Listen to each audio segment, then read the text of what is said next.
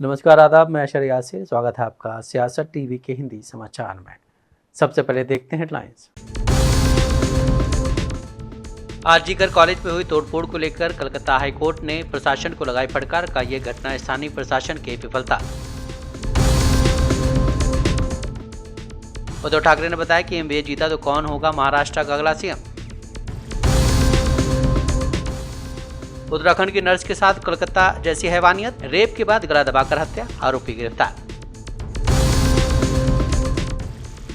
UP उपचुनाव की तारीखों के ऐलान की संभावना के बीच अखिलेश यादव का बड़ा दाव, चुनाव आयोग के पास जाएगी सपा।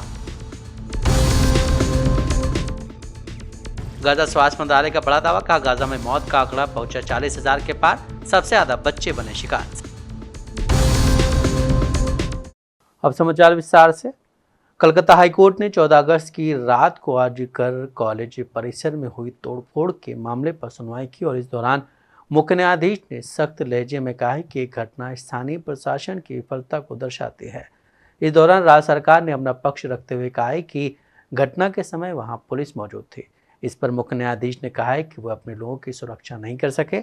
ये दुर्भाग्यपूर्ण स्थिति, ये डॉक्टर निडर होकर कैसे काम करेंगे।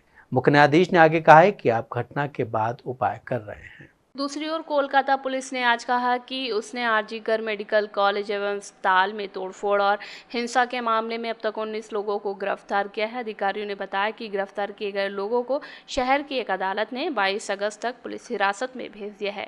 अज्ञात बदमाशों ने कोलकाता के सरकारी आरजीकर मेडिकल कॉलेज एवं अस्पताल के परिसर में घुसकर उसके कुछ हिस्सों में तोड़फोड़ की थी। इसी अस्पताल में पिछले सप्ताह महिला चिकित्सक का शव मिला था। अस्पताल में चिकित्सक के साथ कथित बलात्कार और फिर उसकी हत्या किए जाने की घटना के विरोध में महिलाओं के विरोध प्रदर्शन के बीच आधी रात को ये तोड़फोड़ की गई। इस दौरान कुछ पुलिसकर्मियों सहित कई लोग घायल हो गए थे। प्रशासनात्मक प्रशिक्षु के साथ कथित दुष्कर्म और फिर उसकी हत्या की घटना के विरोध में सरकारी स्वास्थ्य केंद्रों और अस्पतालों में जूनियर डॉक्टर की हड़ताल आज भी जारी रही। प्रदर्शन कर रहे चिकित्सक दोषियों को कड़ी सजा दिए जाने और कार्यस्थल पर सुरक्षा बढ़ाने की मांग कर रहे हैं। देश के प्रधानमंत्री नरेंद्र मोदी ने पेरिस ओलंपिक से लौटे खिलाड़ियों से मुलाकात की। पीएम मोदी ने सभी खिलाड़ियों को अपनी निवास पर आमंत्रित किया था। इस मौके पर पीएम ने ओलंपिक में खिलाड़ियों के प्रदर्शन के लिए उनकी सराहना भी की। और अभी से ये अनुभव मिला है तो आगे हमारे पास एक लंबी समय है अधिक अचीव करने का, और वो आप जरूर करेंगे। इस अनुभव का लाभ देश को मिलेगा। साथियों, पेरिस ओलंपिक्स भारत के लिए कई मायनों में ऐतिहासिक रहा है।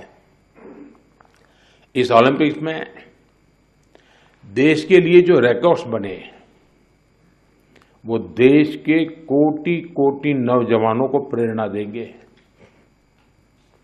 आप देखिए, ओलंपिक्स के करीब 125 साल के इतिहास में ये मनु हमारी पहली बेटी ऐसी है जिसने भारतीय खिलाड़ी के रूप में इंडिविजुअल इवेंट में 2 मेडल जीते हैं।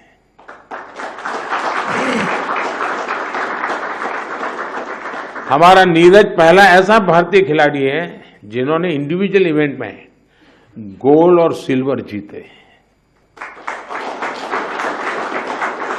हॉकी में भारत ने 52 साल बाद लगातार 2 बार मेडल जीते कंटिन्यूसली। अमन ने केवल 21 साल की उम्र में मेडल जीत करके देश को बिल्कुल इतना प्रसन्न कर दिया है। और अमन के जीवन के विषय में आज देश जानने लगा है तो उनको लग रहा है कि भाई व्यक्ति के जीवन की कठिनाइयों से भी इंसान अपनी यात्रा को, स्वप्न को, संकल्प को सिद्ध कर सकता है। कठिनाइयां अपने आप अपनी जगह पर रह जाती है। अमन ने करके दिखाया। पश्चिम बंगाल की RG Kar medical college and hospital rape हत्या मामले को लेकर पश्चिम बंगाल की सीएम ममता बनर्जी के बयान पर कांग्रेस नेता पवन खेरा ने कहा है कि जब ऐसी कोई घटना होती तो राजनीतिक दलों की जिम्मेदारी बन जाती है कि वो इस पर आवाज़ उठाएं, क्योंकि वो इसके लिए काम कर रहे हैं। समाज में अगर इतना दर्द, दुख और असुरक्षा की भावना है तो ये मुद्दा उठाना राजनीतिक पार्टियों का काम है। लेकिन मेरा मानना है कि ऐसी पार्टी जो कठुआ हाथरस में बलात्कारियों का समर्थन करते दिखी, इस पर बोलने का अधिकार नहीं है। लेकिन डॉक्टरों में असुरक्षा की भावना है। देखिए, इतना बड़ा जब कोई दुर्घटना या घटना घटती है तो राजनीतिक पार्टियों का भी एक फर्ज होता है कि वो उस पर अपनी आवाज उठाएं, क्योंकि वो समाज के लिए ही तो काम कर रहे हैं। और समाज में अगर इतनी व्यथा है, इतना दुख है, इतना असुरक्षा की भावना है, तो राजनीतिक पार्टियों का ये काम है कि वो इस मुद्दे को उठाएं। लेकिन मैं ये मानता हूं कि ऐसी पार्टियों को कोई हक नहीं है बोलने का जो खुद बलात्कारियों के पक्ष में झंडे फहराते हुए कठुआ में, उन्नाव में, हाथरस में दिखी थी। उनको कोई हक नहीं है कि ज्यादा इस पे बोले। लेकिन डॉक्टरों के मन में एक असुरक्षा की भावना है। जो कलकत्ता में हुआ वो हृदय विदारक है। अभी कल खबर आई उत्तराखंड में एक नर्स के साथ जो हुआ, लगभग सेम स्थिति उनके वहां भी हुई। तो उत्तराखंड हो या बंगाल हो, कहीं भी अगर डॉक्टर सुरक्षित नहीं महसूस कर रहे हैं तो वो कैसे अपनी सेवाएं दे पाएंगे। हम इस पूरे मामले में डॉक्टरों के साथ खड़े। जम्मू कश्मीर में नेशनल कॉन्फ्रेंस के नेता फारूक अब्दुल्ला ने कहा है कि अगर आप जम्मू और कश्मीर के सचिवालय में जाएंगे तो वहां जम्मू कश्मीर का कोई बड़ा अधिकारी नहीं है। इन अधिकारियों को जम्मू कश्मीर के लोगों की समस्याओं के बारे में कुछ भी पता नहीं है। हमें राज्य का दर्जा वापस लाना है। अगर हम सरकार बनाते हैं तो इस क्षेत्र के विधायक को मंत्री बनाया जाएगा। इस दौरान उन्होंने केंद्र सरकार पर नफरत फैलाने का भी आरोप लगाया है। ये हालत है इस रियासत, क्यों नहीं हम लोग, हमारे लोग क्या निकाल के रखना है उनको। यहाँ तक कि मैंने ये पावर प्रोजेक्ट अभी मैं वहां से आया चुनाव से, सारे इंजीनियर बाहर से, हमारे इंजीनियर बेकार ही रहेंगे। बल्कि मैंने तो एक 9 प्रोजेक्ट थे, उन्हें कहा देखो जी हम चाहते थे काउंटर गारंटी कि हम बाहर से पैसा लाएं आधे % पे। उसके लिए गवर्नमेंट ऑफ इंडिया, हुकूमत हिंदुस्तान देती थी आपको कि हम इसको बेयर करेंगे, हम इसका ख्याल रखेंगे। तो कुमारमंगलम थे उस वक्त वजीर, उन्होंने कहा फारूक ये आपको नहीं देंगे, आप जो खुद बनाइए और बाकी 7 हमें दीजिए, हम इन 7 को बनाएंगे, इसको चलाएंगे, अपना पैसा वापस ले लेंगे और फिर आपके हवाले कर देंगे। आज इस हुकूमत ने सारा कुछ फेंक दिया। हमारे पास बिजली नहीं है। हमारी बिजली ये राजस्थान को देने वाले हैं, हमारी बिजली ये यूपी को देने वाले हैं और हम बिजली के बगैर हैं। अब क्या भी कट होगा, बहुत जबरदस्त कट होगा और गर्मी में मर रहे होंगे लोग, मगर उसका ख्याल नहीं है। ये बदलाना पड़ेगा। इन चीजों को चेंज करना जब होगा जब रियासत की हुकूमत आई और स्टेटहुड वापस आना, तब बनेगा यहाँ की मुश्किलें निकलेंगी। इससे मैं कहता हूं जो एमएलए यहां से बनेगा उसे काम बहुत है, और अगर खुदा ने हमें हुकूमत दी तो मैं आपसे वादा करता हूं उस वक्त मैं उसको इस आपकी कॉन्स्टिट्यूंसी का वजीर बनाऊंगा उसको, कि वो आपकी मुश्किलें कम करे। तभी आपके काम हो सकते हैं, तब आपके मुश्किल काम निकल सकते हैं। और दूसरी बात, जिस जमात से ये आ रहे हैं उनने सिर्फ नफरत है। शिवसेना यूबीटी के नेता संजय राउत ने कहा है कि महाविकास अघाड़ी ने आज एक बहुत बड़ी रैली का आयोजन किया है। हम चाहते हैं कि विधानसभा चुनाव में एमवीए मिलकर लड़े। तीनों दल यानी शिवसेना, यूबीटी, कांग्रेस और एनसीपी एसपी के बीच सीट बंटवारे, घोषणा पत्र या किसी अन्य कामकाज को लेकर कोई मतभेद ना हो। देखिए, ये एक बहुत बड़ी रैली आज हो रही है महाविकास आघाड़ी की। उत्तर प्रदेश के बाद महाराष्ट्र का ऐसा राज्य है जिसने नरेंद्र मोदी जी, अमित शाह जी और देवेंद्र फडणवीस जी का पराभव किया। हमने यहां 31 सीटें जीती हैं। यूपी के बाद, उत्तर प्रदेश के बाद सबसे बड़ा आंकड़ा लेकर हम दिल्ली में गए हैं। हम चाहते हैं विधानसभा चुनाव में हम महाविकास आघाड़ी एक साथ लड़े। 3 पार्टी है, शिवसेना है, कांग्रेस है और नेशनलिस्ट कांग्रेस पार्टी है, पवार साहब। कोई मतभेद नहीं है, ना सीट शेयरिंग में है, ना मैनिफेस्टो में है, ना किसी काम की पद्धति में है। उद्धव ठाकरे जी ने कहा है कि हमको एक साथ मिलकर काम करना है और इस राज्य के सत्ता पर जो डकैत बैठे हैं, जो लूट रहे हैं इस राज्य को, उनको हटाना है। आज 3 पार्टी की एक रैली हो रही है जिसमें उद्धव जी संबोधित करेंगे। सबसे पहले माननीय शरद पवार साहब है, नाना पटोले जी है, कांग्रेस के और भी नेता है। तो आज देखिए क्या होता है। सर, लाडली बहना योजना को लेकर मुख्यमंत्री ने कल बयान दिया कि जो पिछली सरकार थी वो हफ्ता लेती थी, हम हफ्ता दे रहे हैं। देखिए, आप तो ठेकेदारों से हफ्ता लेते हो और जनता की तिजोरी से, जिस तिजोरी में पैसा नहीं है उससे आप वोट खरीदते हो, ये मैं कह सकता हूं। 50-50 करोड़ कहां से लाए? 100-100 करोड़ विधायक और सांसद खरीदने के लिए आप अपने घर से खेती उगाते हो क्या सातारा में? मुझे बताइए। उनकी बात मत सुनिए, 2 महीने की बातचीत है। महाराष्ट्र विधानसभा चुनाव 2024 का ऐलान होने से कुछ घंटे पहले प्रदेश के पूर्व सीएम उद्धव ठाकरे ने एमवीए की बैठक में बड़ा बयान दिया है। उन्होंने कहा है कि आज से हम लोग मिलकर आगे की लड़ाई की शुरुआत कर रहे हैं। इस लड़ाई में जीत हमारी तय है। उन्होंने कहा कि सभी मुझसे पूछ रहे हैं कि सीएम पद का इस बार चेहरा कौन होगा। ये सवाल मुझसे बार बार प्रदेश के नेता पूछ रहे हैं। मैं कहता हूँ शरद पवार साहब और पृथ्वीराज जी, आप जिसे भी सीएम बनाएंगे मेरा समर्थन है। उन्होंने कहा कि आज चुनाव आयोग प्रेस कॉन्फ्रेंस करेगा। मैं कहता हूँ कि आज महाराष्ट्र के तारीखों का भी इसी ऐलान कर ही दे। हम चुनाव लड़ने के लिए तैयार हैं। उन्होंने कहा कि तुम रहोगे या मैं रहूँगा, इस जिद से चुनावी लड़ाई लड़नी पड़ेगी। हम सबको ये शपथ लेनी होगी कि हमें उम्मीदवारी मिले ना मिले भाजपा को हराएंगे। उद्धव ठाकरे ने कहा कि हमने जो भाजपा के साथ गठबंधन में देखा वो अनुभव मुझे फिर से बैठक नहीं चाहिए। भाजपा के साथ बैठक में हमेशा ये देखते थे कि जिसका ज़्यादा सीट उसका सीएम होगा, तब वो हमारी सीट गिराने के पीछे पड़ जाते थे। ये कोई गठबंधन होगा क्या? मैंने आज ओपनिंग बैट्समैन की भूमिका निभाई है। जिस प्रकार लोकसभा चुनाव में हम लोगों ने मोदी सरकार का बुरा हाल किया, उससे बुरा हाल इस बार करेंगे। देश के उपराष्ट्रपति जगदीप धनखड़ ने हिंडनबर्ग मामले को लेकर इशारों में लोकसभा में नेता प्रतिपक्ष राहुल गांधी पर निशाना साधा है। जगदीप धनखड़ ने आज कहा है कि हमारे युवाओं को उन ताकतों का समान रूप से खंडन करना चाहिए जो पक्षपातपूर्ण या स्वार्थ को हमारे राष्ट्र के ऊपर रखते हैं। हम इसकी इजाज़त नहीं दे सकते हैं।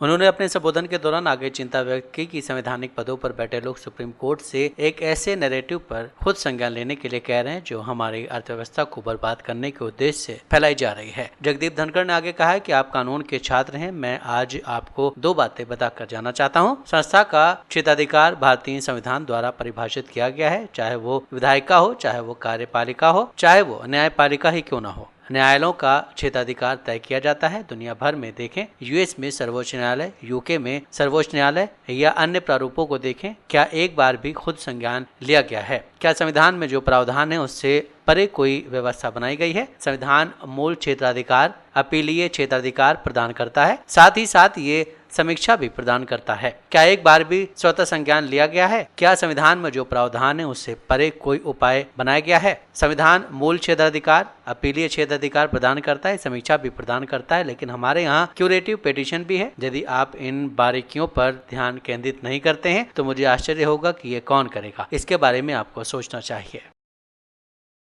छत्तीसगढ़ के सुकमा में नक्सलियों का आतंक कम होने का नाम नहीं ले रहा है। नक्सली अभियान नाबालिगों की भी जान ले रहे हैं। स्वतंत्रता दिवस से 2 दिन पहले जगरगुड़ा पुलिस थाने के अंतर्गत पूर्ववर्ती गांव में मुखबिर होने के शक में नक्सलियों ने एक नाबालिग लड़के को मौत के घाट उतार दिया। पुलिस ने बताया कि पीड़ित की पहचान हो गई है। ये जो चरम वामपंथी विचारधारा है, ये हमेशा से बच्चों की विरोधी रही है। बच्चों का शोषण करना, उनका दुरुपयोग करना और उनकी हत्या जैसे घृणित कार्य करने को ये विचारधारा ग्लोरीफाई करती है। इस तरीके के विचार का समाज में कोई स्थान नहीं है। नक्सलियों का सफाया होना समय की, राष्ट्र की, संसार की आवश्यकता है। हम लोग इस पर्टिकुलर मामले में वहाँ के स्कूली बच्चों की सुरक्षा के लिए जरूरी रिकमेंडेशंस, अपनी जरूरी अनुशंसाएं छत्तीसगढ़ सरकार को भेज रहे हैं। कितनी घृणित बात है कि जो बच्चा स्कूल यूनिफॉर्म में था उसकी हत्या की गई है। इससे घृणित काम और कुछ नहीं हो सकता। इन चरम वामपंथियों को देश से मिटाना ही केवल एकमात्र हल है इस नक्सली समस्या का। क्या एक्शन बाड़ा में, सुकमा में, बस्तर में, इस पूरे इलाके में कैंप्स किए हैं, शिविर लगाए हैं, बच्चों के साथ इंटरेक्शन किया है, बच्चों की समस्याओं पर काम किया है। तो कमीशन का एक जीवंत संपर्क इस इलाके में है। हम हमारे संपर्क के आधार पे और सरकार के संबंध के आधार पे बच्चों के लिए सुरक्षित वातावरण बनाने के लिए जो कदम उठाए जाने चाहिए, जो एहतियात लिए जाने चाहिए, उसको लेकर के जरूरी रिकमेंडेशंस भेजें। एक खबर के मुताबिक उत्तराखंड के उधम सिंह नगर जिले के जिला मुख्यालय के एक निजी अस्पताल में कार्यरत नर्स की रेप के बाद हत्या करने वाले आरोपी को पुलिस ने राजस्थान से गिरफ्तार कर लिया है। पुलिस ने आरोपी के पास से घटना में इस्तेमाल किए गए मोबाइल फोन, घटना के समय पहने हुए कपड़े के साथ अन्य जरूरी चीजें भी बरामद कर ली हैं।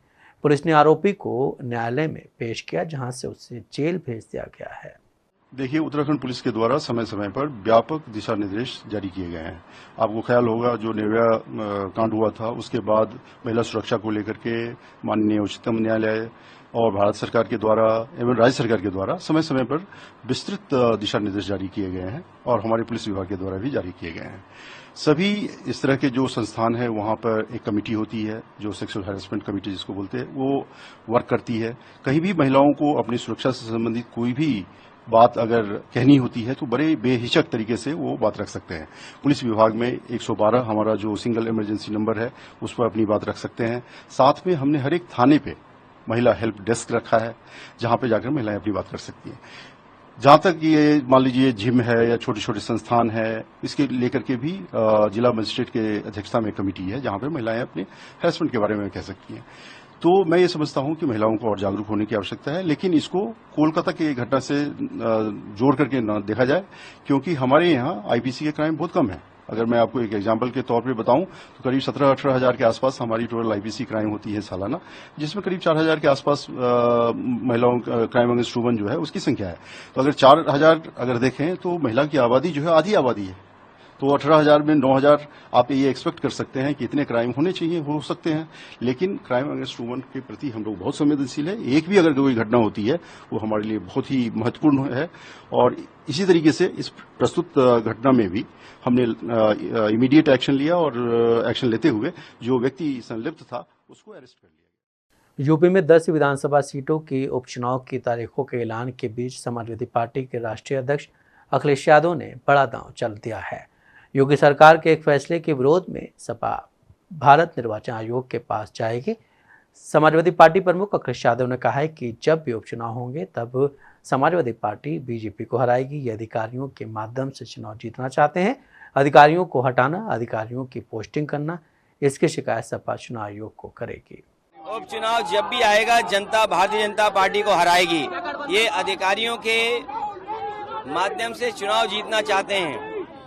अधिकारियों को हटाना, अधिकारियों की पोस्टिंग करना, अपने मनमर्जी जो उनके लिए बूथ का काम करें अधिकारी उनको पोस्ट कर देना, इसकी शिकायत समाजवादी पार्टी चुनाव आयोग को करेगी। यूसीसी पर प्रधानमंत्री मोदी के हालिया बयान पर समाजवादी पार्टी के सांसद अखिलेश यादव ने कहा है कि देश के लिए सबसे बड़ा मुद्दा है कि महंगाई कम हो, युवाओं को रोजगार मिले और समाजवादी लोगों के सपने पूरे हों।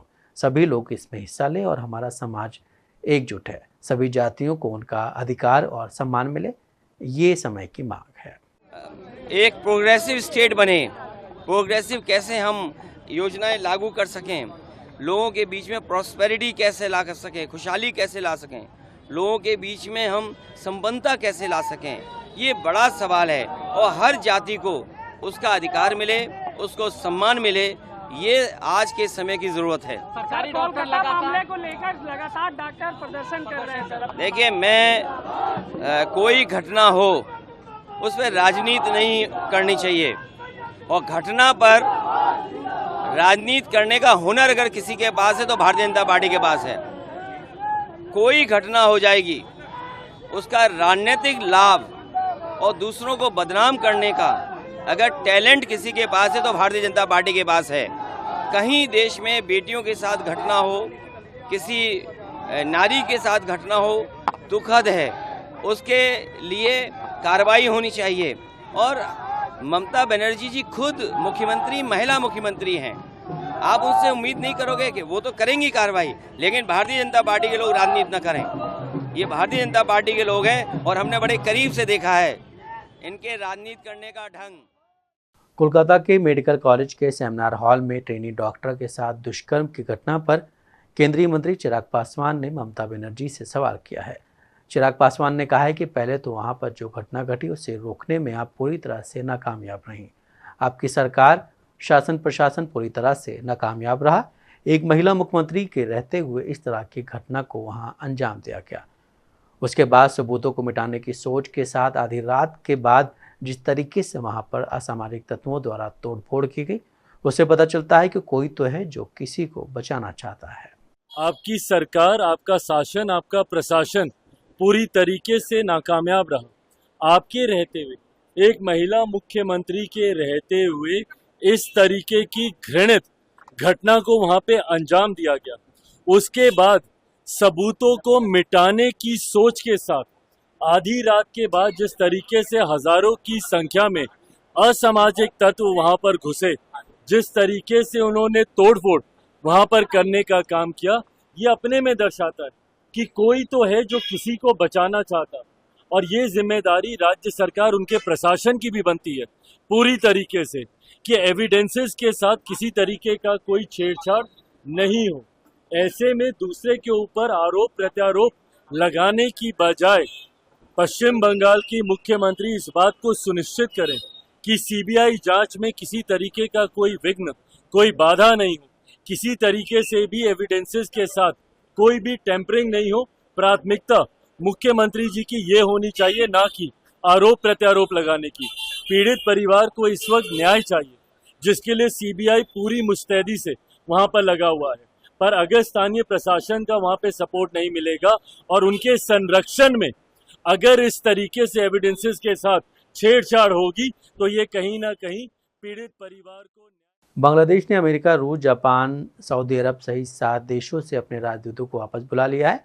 इनमें अमेरिका में राजदूत मोहम्मद इमरान, रूस में राजदूत कमरुल हसन, सऊदी अरब में राजदूत जावेद पटवारी, जापान में राजदूत शहाबुद्दीन अहमद मुशरफ हुसैन भुइयाँ, संयुक्त अरब अमीरात में राजदूत अबू जाफ़र और मालदीव में उच्चायुक्त retired admiral SM Abul Kalam Azad शामिल हैं। पिछले सप्ताह प्रधानमंत्री पद से शेख हसीना के इस्तीफे से पहले उनके बाद प्रदर्शनकारियों की हत्याओं की जांच के लिए संयुक्त राष्ट्र के विशेषज्ञों की एक टीम अगले हफ्ते बांग्लादेश का दौरा करेगी। ये घोषणा गुरुवार को की गई। बांग्लादेश सरकार के मुख्य सलाहकार ने एक्स पर एक पोस्ट में कहा कि संयुक्त राष्ट्र के एक अधिकारी के अनुसार ये पहली बार है जब संयुक्त राष्ट्र 1971 में बांग्लादेश की आज़ादी के बाद देश में बड़े पैमाने पर मानवाधिकारों के हनन की जांच के लिए एक तथ्यान्वेषी टीम भेज रहा है। बांग्लादेश सरकार के मुख्य सलाहकार ने एक्स पर एक पोस्ट में कहा कि संयुक्त राष्ट्र जुलाई में इस महीने की शुरुआत में छात्र आंदोलन के दौरान हुए अत्याचारों की जांच के लिए अगले सप्ताह एक तथ्यान्वेषी टीम भेज रहा है।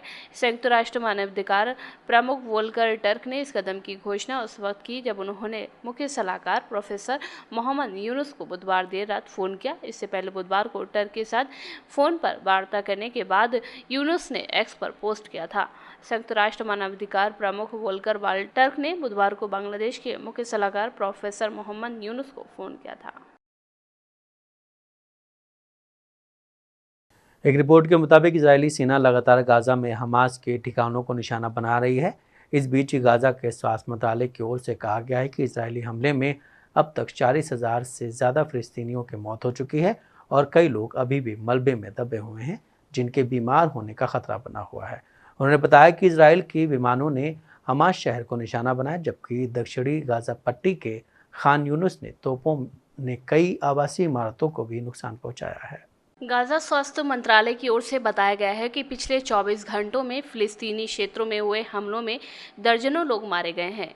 एक न्यूज़ रिपोर्ट के मुताबिक गाजा के स्वास्थ्य मंत्रालय ने बताया कि इजराइल और हमास के बीच युद्ध में अब तक लगभग 40,005 लोग मारे गए हैं और 92,401 लोग घायल हुए हैं। रिपोर्ट के मुताबिक गाजा में मारे गए कुल लोगों में से 33% यानी कि 16,456 से अधिक बच्चे थे। इनमें से 18.4% महिलाएं और 8.6% बुजुर्ग शामिल थे। इजराइल और हमास के नेताओं के बीच गुरुवार को मध्यस्थों को लेकर नए दौर की वार्ता के लिए आमंत्रित किया गया। ये वार्ता 31 जुलाई 2024 को तेहरान में हमास नेता इस्माइल हानिया की हत्या के बाद ईरान और इजराइल के बीच बड़ी दुश्मनी से बचने की कोशिश के तहत की गई है। रिपोर्ट के मुताबिक कतर, मिस्र और अमेरिका के इस मध्यस्थ में भाग लेने की उम्मीद है। इस वार्ता में इजराइल भी भाग ले रहा है। इस बात की पुष्टि इजरायली अधिकारियों ने की है। हिंदी समाचार यहीं समाप्त होता है। मुझे नहीं इजाजत, बाकी खबरों के लिए आप बने रहें सियासत टीवी के साथ।